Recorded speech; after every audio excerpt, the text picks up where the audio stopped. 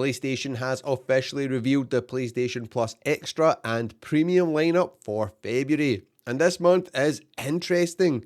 We've got a massive blockbuster sequel, a couple of slower, more reflective games that feel very different from the usual lineup, some niche picks that won't be for everyone, and one proper nostalgia hit from the PlayStation 2 era arriving on Premium.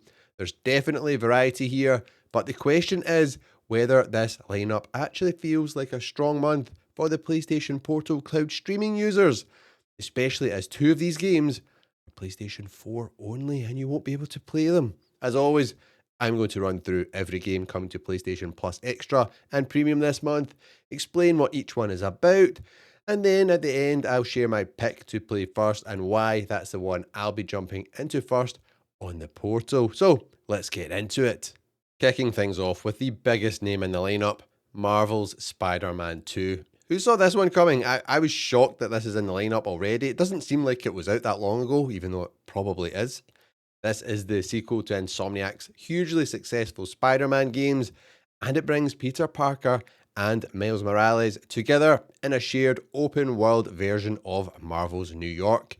You can switch between both Spider-Men on the fly, each with their own abilities, story moments, and upgrades, while the story builds around Venom and the growing threat he poses to both heroes and basically the whole city itself. This is very much the headline game of the month and easily the most recognizable title in the lineup. I've only played the first hour or so of Spider-Man 2 and the opening was amazing, so I'm really excited to jump back in and play more of this game.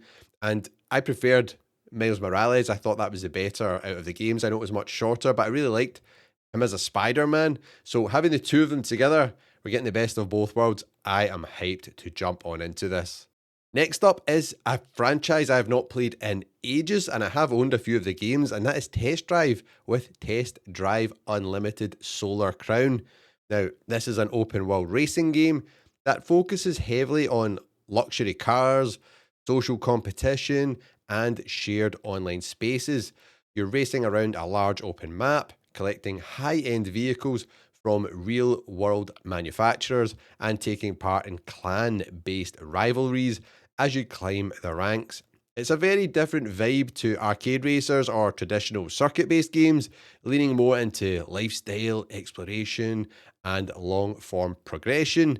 If you're into open-world racing with a social angle, this one could be worth jumping into the driving seat on.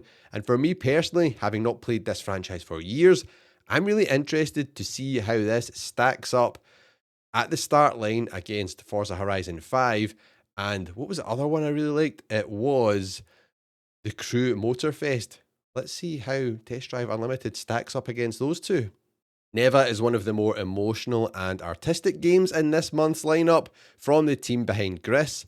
This is an action-adventure game that follows a young woman named Alba and a wolf cub as they travel through a once beautiful world that is basically just slowly falling apart. The relationship between Alba and the wolf evolves over time, and the game places a strong focus on companionship, loss, and survival as the environment around them continues to decay. Now, this is a very much a slower, story-driven experience designed to be felt and enjoyed and just, soaked in rather than rushed. Again, though, this might be an ideal slower paced game for chilling out on your portal before you go to bed at night.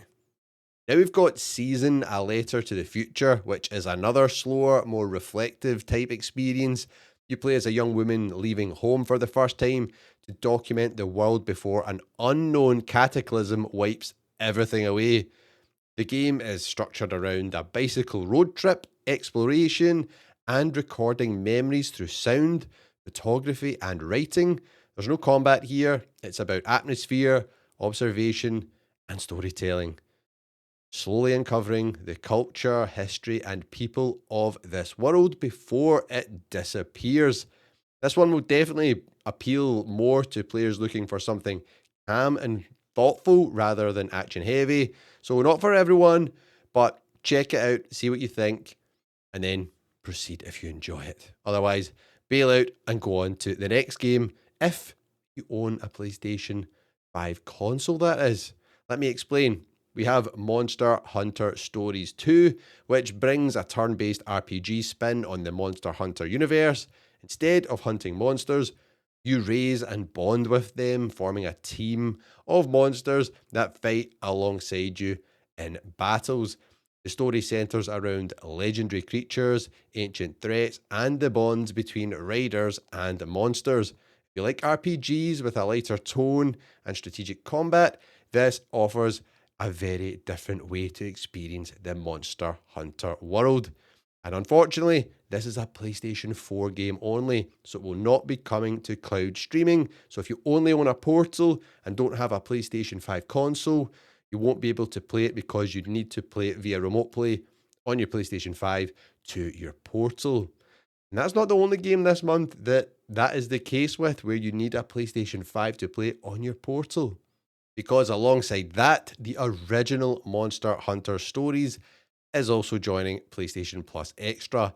This is the very first entry in the series and introduces the same core ideas of raising monsters, forming bonds, and battling through turn based combat.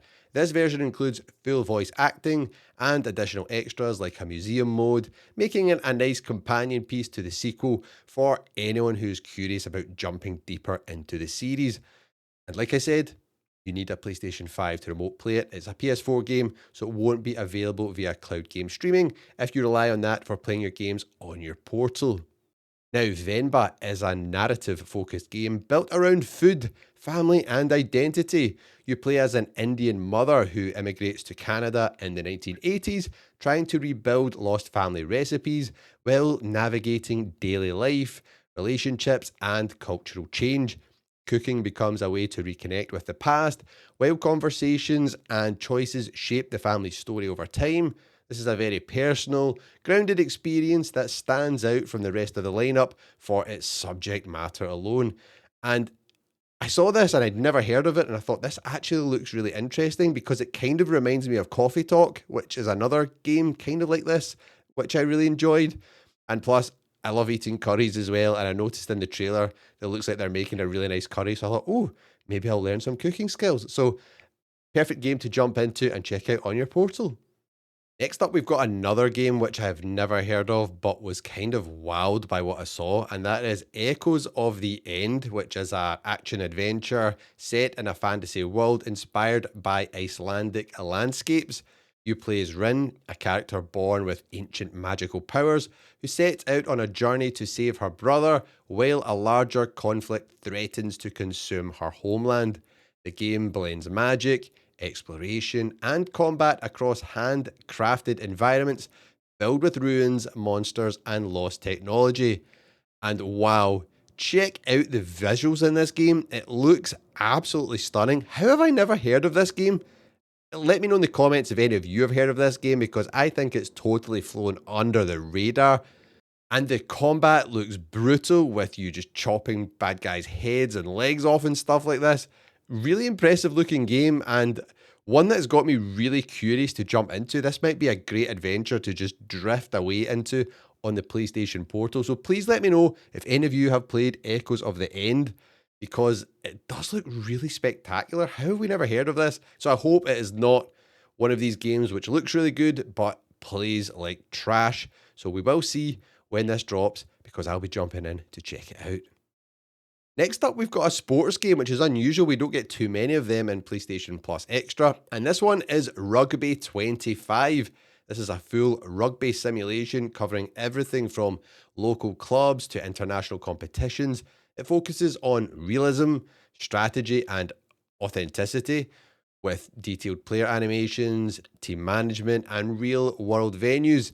If rugby is your sport, this is clearly the game aimed at you. Now, I have never played a rugby video game in my life. I have watched some rugby, I do enjoy it. Scotland, my country, they're pretty good at it, so it's good to watch that, not getting hammered all the time.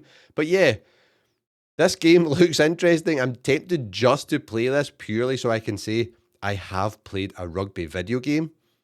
Will any of you be jumping into this on your PlayStation Portal or your PlayStation 5? Let me know in the comments.